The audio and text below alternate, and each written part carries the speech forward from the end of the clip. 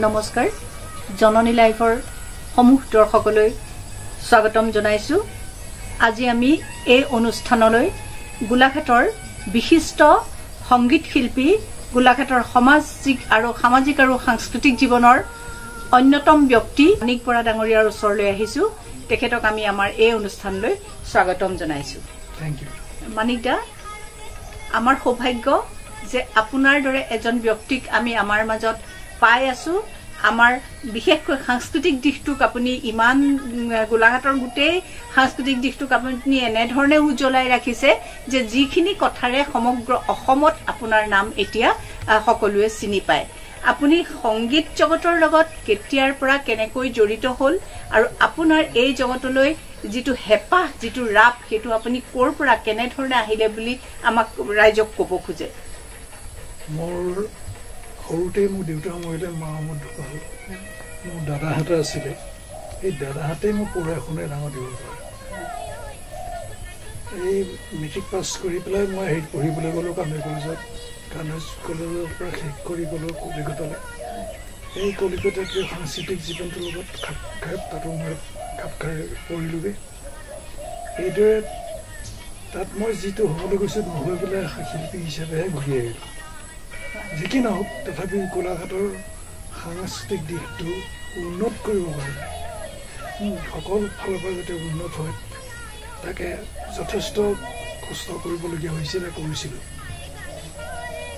দেখিছোঁ যে গোলাঘাটৰ এতিয়া পিছে আগতকৈ অলপ উন্নত হৈছে কাৰণ ল'ৰা ছোৱালী কিছুমানৰ দেখি শুনি আগ্ৰহ এটা বাঢ়িছে সেই আগ্ৰহটোৰ পৰা তেওঁলোকে নিজক শিকিবলৈ আৰম্ভ কৰিছে আৰু সেইটো লাভজনক হৈছে তাৰোপৰি আমি অকল সাংস্কৃতিক দিশটোক নধৰি অকল নাচ গানকে ধৰি নাথাকি আমি কথা ছবিৰ ফালেও মনোনিৱেশ কৰিছিলোঁ প্ৰয়াত শিল্পী অধ্যাপক শ্ৰীযুত শিৱ ঠাকুৰৰ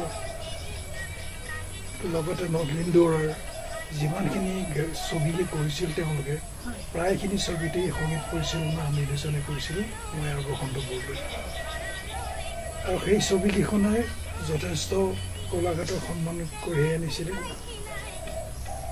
আমি মমতা বুলি যিখন ছবি কৰিছিলোঁ গোলাঘাটৰ গোটেই ৰাইজখিনিক লৈ শিল্পীখিনিক লৈ আমি গৌৰৱ কৰিব পাৰোঁ যে আমি ৰাষ্ট্ৰীয় পুৰস্কাৰ পাইছোঁ আৰু সেই ৰাষ্ট্ৰীয় পুৰস্কাৰ আনিবৰ কাৰণে আমি গোটেই ইউনিটটো আমি যিমানখিনি আমাৰ মানুহ আছিল তাত মানে এক্টিভলি আছিলে তেওঁলোকক লৈ আমি সকলো দিল্লীলৈ গ'লোঁ দিল্লীৰ পৰা আমি ঘূৰি আহিছোঁ এটা বিৰাট গৌৰৱ লৈ পেলাই আমি ভাবিছোঁ যে গোলাঘাটৰ এটা ডাঙৰ গৌৰৱ কাম হৈছে তাক আমি গৌৰৱ অনুভৱ কৰা উচিত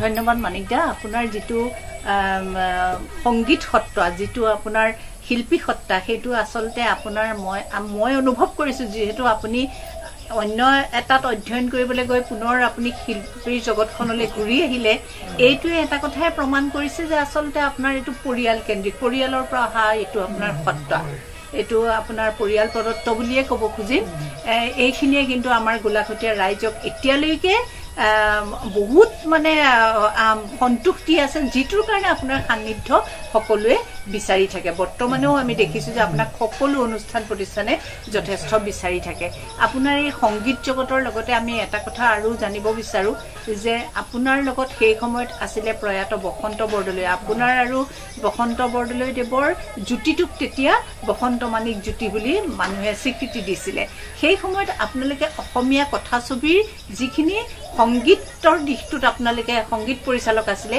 সেই দিশটোত আপোনাৰ অভিজ্ঞতা বা কেনেধৰণে আহিলে যিহেতু আপোনাৰ এই কথাখিনি আমাৰ আজিৰ প্ৰজন্মই জানিব লাগে আপোনাৰ অলপ থুলমূলকৈ আভাস আপুনি আমাক দিব বুলি আশা কৰিলোঁ আমাৰ প্ৰয়াত নলিন দুৱৰা হয় তেখেতৰ লগত মোৰ ককাই ভাই নিচিনা খুব সম্বন্ধ ভাল আছিল য'তেই দেখি হোটেল এখনত সোমাই চুক এটাত বহিলৈ আমি দুইজনে চাহ খাওঁ তেওঁ এদিন ক'লে মানে ছবি এখন কৰ দিয়া মোৰ কৰক আমি আছোঁ নহয় লগত যি কৰিবলৈ আমি কৰি দিম তাৰ সেই কথাহে হ'লে হ'ল যে সঁচা সঁচাকৈ এদিন এইটো হেৰিত মানে ছবি জগতলৈ আগবাঢ়িব আমাক আমি তাৰ লগতে মানে কি কয় আৰু সাংঘাতিক খাটিটো মানে ছবিখনৰ লগত আমি এনেকুৱা খাটিছোঁ মই ঘৰৰ পৰা 5টা বজাত যাওঁ গৈ সেইখিনি নলিন্দৰাক লৈ পেলাই শিৱথৰক লৈ আমি 7টা বজাত শ্বুটিং কৰোঁ ঠিক তেনেকৈ গোটেই ৰাতি দিন একাকাৰ কৰি ছবিখন কৰিছিলোঁ তাৰপিছত আৰু প্ৰব্লেম হ'ল কি যে চিনেমাখনৰ মিউজিক ৰেকৰ্ডিং কৰিবলৈ আমি যদি কেলকাতালৈ যাওঁ বা বম্বেলৈ যাওঁ বহুত টকা খৰচ হয় এতিয়া কি কৰা যায় গতিকে নলিন্দা শিৱথকৰ সৈতে ঠিক কৰিলে যে নহয় আমি লোকেলি মিউজিকটো ৰেকৰ্ডিং কৰোঁ ব্ৰজেন দা আছিলে তেতিয়া ব্ৰজেন বৰুৱা তেখেতে এটা ডাঙৰ জাৰ্মানী মেড এটা এইটো ৰেকৰ্ডাৰ এটা তেওঁ দিলে যে এইটোতো তোমালোকে কৰা ভাল হ'ব আমি এই কথা বতৰা আমাক তেতিয়া ক'লে নলিন্দাই যে মানিক তোমালোকে বসন্তই তুমি লগ লাগি পেলাই এই হেৰি কৰে বসন্তই গানটো লিখিলে মই বাকীখিনি কৰিলোঁ ইনষ্ট্ৰুমেণ্টেলি যিমানখিনি কৰিবলৈ খুব ৰিহাৰ্চেল কৰিলোঁ এই গানৰ চলটো সোমাই লৈ এটা সময়ত আমি আৰু খালি এই হেৰিয়ে তাৰপিছতে সেই ছবিখন কৰিবলৈ যাওঁতে মিউজিকটো আমি লোকেলি কৰিবলগীয়া হ'ল তাকো হেৰি পুলিগড়ত এই যে টেকনিকেল স্কুল যে আছিলে তাৰ মাজত এখন ফিল্ড আছিলে সেই ফিল্ডখনত আমি আটাইখিনিয়ে লগ লাগি গোটেই নিশা খানা নাই পিনা নাই আমি ৰেকৰ্ডিং কৰিছোঁ সেইদৰে গ'ল হেৰিটো তাৰপিছত আমি এতিয়া যিটো অনুষ্ঠান কৰি আছোঁ সেইটো ল'ৰা ছোৱালীবিলাকৰ কাৰণে খুব উপকাৰত আহিছে এটা কাৰণে তেওঁলোকে সেই পৰীক্ষা দিব পাৰিছে পৰীক্ষা দি পেলাই পাছ কৰি একোটা চাকৰিৰ কাৰণে তেওঁলোকৰ এই গ্ৰেজুৱেশ্যনটো ল'লৈ বহুতখিনি সুবিধা হয় তেনেকেই বহুতে চাকৰিকো সোমাই আছে কৰিছিল এনেদৰেই আমি গোলাঘাটৰ সাংস্কৃতিক দিশটো আগুৱাই নিবলৈ আজিও সেই আমি চেষ্টা কৰি আছোঁ হয় বিশেষকৈ আপোনালোকৰ যিখিনি আপোনালোকে মানে সংগীত পৰিচালনা কৰিছিলে সেই ছবিকেইখন সাংঘাতিক ধৰণে জনপ্ৰিয় হৈছিলে সেই সময়ত আৰু এতিয়াও সেইখিনি ছবিৰ কথা গোলাঘটীয়া ৰাইজটো বাদে অসমৰ সকলো মানুহে শ্ৰদ্ধাৰে স্মৰণ কৰি থাকে মানে এতিয়া আৰু এটা কথা আপুনি খুব ভাল ভায়লিন বাদক আপোনাৰ সেই ভায়লিন বাদনৰ কিছু কথা আপোনাৰ অভিজ্ঞতা ক'ব নেকি ভায়লিন বস্তুটো বৰ টাফ ইনষ্ট্ৰুমেণ্ট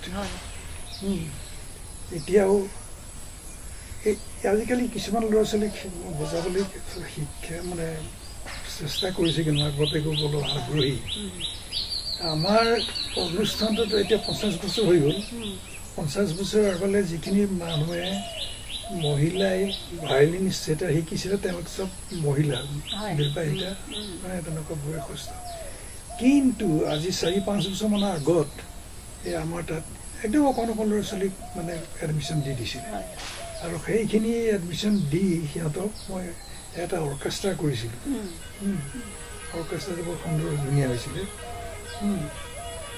এতিয়া কি হয় ডাঙৰ ডিফিকাল্ট হয় কি আমি বেয়া পাওঁ বেয়াও লাগে কষ্টৰ বিনিময়টোত এই ক্লাছ 8-9 পালেগৈ আৰু বছ এৰি দিয়ে এই সিমানো দেখিলে তেওঁলোকে শেষ কৰে আৰু কোনো সম্ভৱ নোৱাৰে তেতিয়াই ভাবোঁ বহুতক মই কওঁ নাম লগাবলৈ আহোঁতে যে অকল স্কুলৰ এডমিশ্যনটোৱে লোৱাবনে নাই শিকাব ল'ৰা ছোৱালী যদি সঁচাকৈ শিকাব খোজে আপোনালোকে চিৰিয়াছলি লওক বস্তুটো শিকাই যাওক আমি আমাৰো কষ্ট হয় ন বহুতখিনি কষ্ট হয় আঙুলি ধৰি আমি শিকাবলগীয়া হয় সেইদৰেই আমাৰ মানসিক স্থিতিটো আছিল ঠিক তেনেকুৱা আজিকালি সেইকাৰণে মই যিমানখিনি হয় গাৰ্জেনবিলাকক আহিলেও কওঁ যে আমাৰ উদ্দেশ্যটো এনেকুৱা গতিকে আপোনালোকৰ মই সহযোগিতা কৰোঁ ধন্যবাদ আপোনাৰ যিখন সংগীত মহাবিদ্যালয় আছে পৱন সংগীত মহাবিদ্যালয় বা কলাক্ষেত্ৰ হওক সেইখনত আপোনাৰ দেখিছোঁ যথেষ্ট গোটেই সমগ্ৰ অসমত তাৰ এটা নাম আছে, এটা নামটো তাৰ চিনাকি নাম। কাৰণ আমি যদি বহুত দূৰৰ মানুহ এজনো লগ পাওঁ, গোলাঘাটত ৰূপবন সংগীত মহাবিদ্যালয়খন ভালকৈ চলি আছেনে, এই প্ৰশ্নটো আমাক সোধে। তেতিয়া আমাৰ মনটো ভাল লাগে, তাৰমানে ৰূপবনক সকলোৱে চিনি পায়। আৰু সেইখন প্ৰতিষ্ঠাৰ সময়ত আপোনাৰ যি মানে প্ৰচেষ্টা বা আপুনি কৰিব লগা কষ্টখিনি কেনেকুৱা ধৰণৰ আছিলে, বৰ সহজ আছিলে জানো? সহজে একো বস্তুৱেই নহয়। মোক কিন্তু এই ক্ষেত্ৰত দুজনমান ব্যক্তিয়ে খুব সহায় কৰিছিল। এক হ'ল প্ৰথম কেশৱ বৰুৱাৰ এটা মটৰচাইকেল, বুজিছেনে? সেই মটৰচাইকেলখনত উঠাই লৈ সি ৰাতিপুৱা হওক সেই দপ দপ দপ দপ কামক লৈ ফুৰে, মানিক বল আমুকত যাবলৈ আছে, মানিক বল আমুকত আমুকটো কৰিবলৈ আছে, আমুকত আমুকটো কৰিবলৈ আছে। বসন্ত কৰিব নোৱাৰে কাৰণ স্কুল থাকে, গতিকে মই ফ্ৰী মানুহ যেতিয়া মই দৌৰি ফুৰিবলৈ সময়। সেই স্কুল যিদিনাখন খুলিছোঁ সেইদিনাখনে গাড়ী এখনো কিনিছোঁ, আৰু সেই গাড়ীবোৰ চব স্কুলৰ কামতে শেষ কৰোঁ। ইয়াৰ পৰা ল'ৰা ছোৱালীক নি পেলাই মই পৰীক্ষা দিয়াইছোগৈ ডিফুত, কাৰণ তেতিয়া আমি হেৰি নাছিলে। আজি এতিয়া ভাবোঁ যে সঁচাকৈ বৰ সাহসী আছিলোঁ দেই, কাৰণ তেনেকুৱা এডোখৰ জেগাই দি মই ল'ৰা ছোৱালী লৈ গৈ তাত পৰীক্ষা দি পেলাই লৈ আহিছোঁ গোলাঘাটলৈ। বৰ আচৰিত লাগে, আৰু এতিয়া ভাবিলে কিন্তু বৈদ্য ভয় লাগে। আৰু সেইটো তাতকৈ আমিতো ৰূপবনৰ পৰা ভাৰতবৰ্ষৰ কেইবাজাগলৈকো আমাক পঠিয়াইছে অসম গভৰ্ণমেণ্টে। সেইবোৰে তাতো গৈছোঁ, খুব নিৰ্বিঘ্নে গৈছোঁ, কোনো ভয় সংশয় নোহোৱা ঘূৰি আহিছোঁ ল'ৰা ছোৱালীবোৰ। কিন্তু এতিয়া মোক কয় যদি বোলো আমকলৈ যাবলৈ, মই কৈছোঁ চিধাই নাযাওঁ দেই, ভয় লাগি যাব। এতিয়া মোৰ সাহস একেবাৰে নাইকিয়া হৈ গ'ল। আগতে হেৰি দুলীয়াজান নামৰূপ একেদিনাই ফাংচন কৰোঁ, বা এদিন কৰি তাত দুখন ফাংচন কৰি পেলাই আমি ঘূৰি আহোঁ ৰাতি ৰাতি। আমাৰ মনত তেতিয়া কোনো ভয় সংশয় নাছিলে, খালি ল'ৰা ছোৱালীখিনি ভালে আমি গোলাঘাটৰ গাৰ্জেনক গতাই দিব লাগে। প্ৰথম যেতিয়া মই দীপক দুৱৰা তাত হেৰি আছে নেকি, ভাল শিল্পী দল আছে নেকি, তেতিয়া দীপক দুৱৰাই ক'লে ইহঁতৰ আছে, মোৰ কোনো দোকান হৈছিলে। তাৰপৰা ই আছে মানে ক'ব ক'লে, তেতিয়া মই কৈছোঁ মই আহিব পাৰোঁ, কিন্তু মই যিখিনি ল'ৰা ছোৱালীৰ লগত লৈ আহিম সেইখিনি খুব বৰ্তমান হ'ল ল'ৰা ছোৱালী। আহিলোঁ বুলিয়ে যে আমি মানে 2 নম্বৰ নিচিনাকৈ পুজতি পাতি পৰি মেলি থাকিবলৈ নাহোঁ, কিন্তু আছে।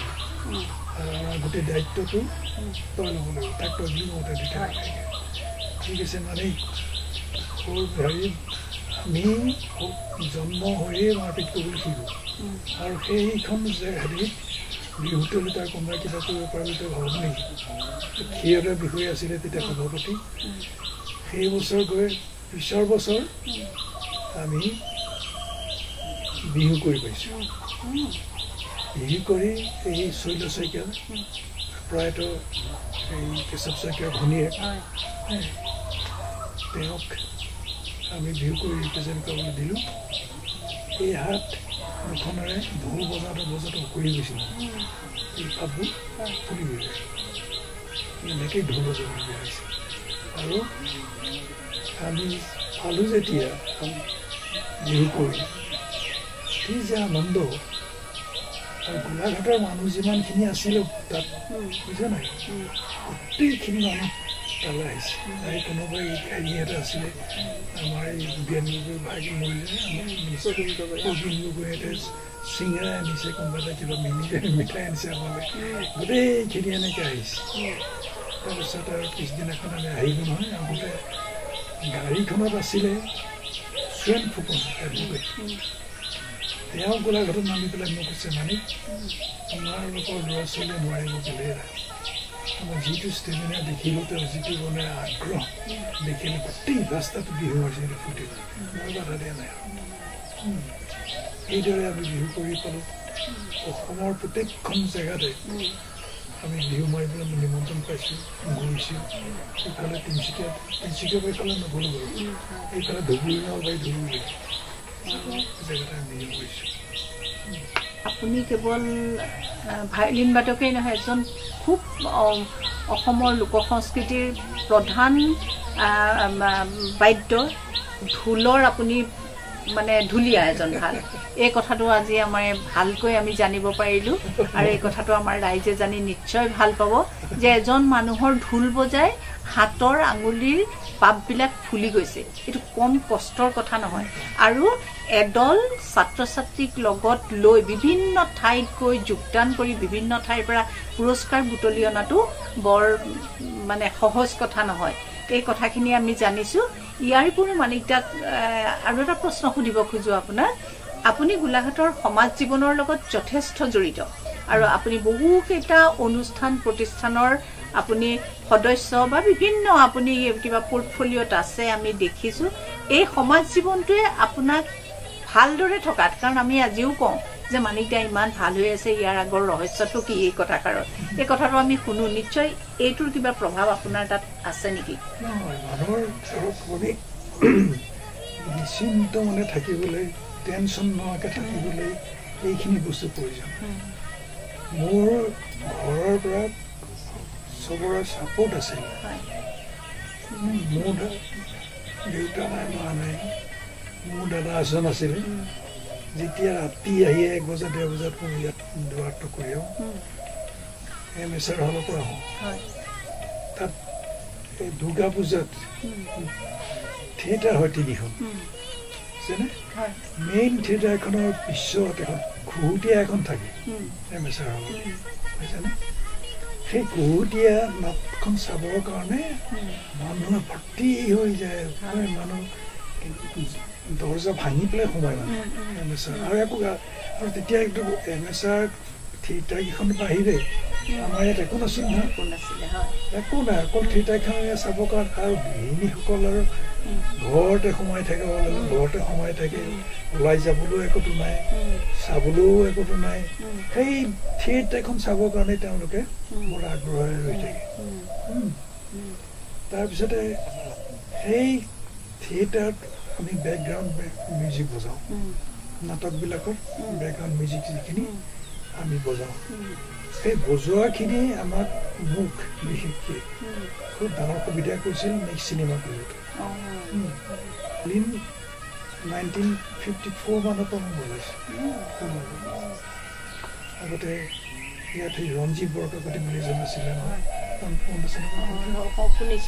ৰঞ্জিত বৰকাকতি মোতকৈ চিনিয়ৰ আছিলে। সি ইংলেণ্ডত ঢুকাল, হাৰ্ট হেৰি হৈ পেলাই। এনেকেই সমাজ জীৱনত ভাল ধৰণে থাকিব ল'লে টেনশ্যন ফ্ৰী হ'ব লাগিব মানুহে। এই বেহেলা চেহেলা বজাই থাকিবলৈ পালে ভাল লাগে, ভাল হয় নিজৰ হেৰিখিনিৰ কাৰণে। সেয়াই আৰু মানে টেনশ্যন পৰা আঁতৰি থাকিব পাৰিব লাগে, সেইটো আটাইতকৈ ডাঙৰ হেৰি। আপুনি ৰঙৰ নেকি চিন্তা কৰি আছে কিবা এটা, কিন্তু সেইখিনি সময়ৰ ভিতৰত মই বহি পেলাইতো বেহেলা বজাই আছোঁ। সেয়াই আৰু। ধন্যবাদ মানিকদা। আপোনাৰ ব্যক্তিগত জীৱনটোতো যে সামাজিক জীৱনৰ প্ৰভাৱ আছে, আপুনি মুকলি মনেৰে আজি ব্যক্ত কৰিছে, আপোনাক ধন্যবাদ জনাইছোঁ। আৰু আমি যিখিনি কথা গম পাইছোঁ, আপোনাৰ পৰিয়ালৰ পৰা, আপোনাৰ বাইদেউৰ পৰা, আপোনাৰ ছোৱালীৰ পৰাও আপুনি যথেষ্ট মানে ছাপোৰ্ট পাইছে, উৎসাহ পাইছে, যিটো কাৰণে আপুনি এই বয়সলৈকে সুন্দৰকৈ এই সাংস্কৃতিক জগতখনৰ লগত জড়িত হৈ থাকিব পাৰিছে। আপোনাক আমি পুনৰ কেতিয়াবা বিচাৰিম, আৰু আপুনি এনেকৈ থাকক, সদায় আপোনাক আমি এনেকৈ বিচাৰোঁ। আপোনাক আমি এটা দুৰন্ত গতিত দৌৰি ফুৰা চাবলৈ বিচাৰোঁ। আপোনালৈ আমাৰ ধন্যবাদ জ্ঞাপন কৰিছোঁ, আৰু আমাক আজি আপুনি এইখিনি আপোনাৰ বহুমূলীয়া সময় দিয়াৰ বাবে ধন্যবাদ জ্ঞাপন কৰি আপোনাক আমি ইমানতে এৰিছোঁ।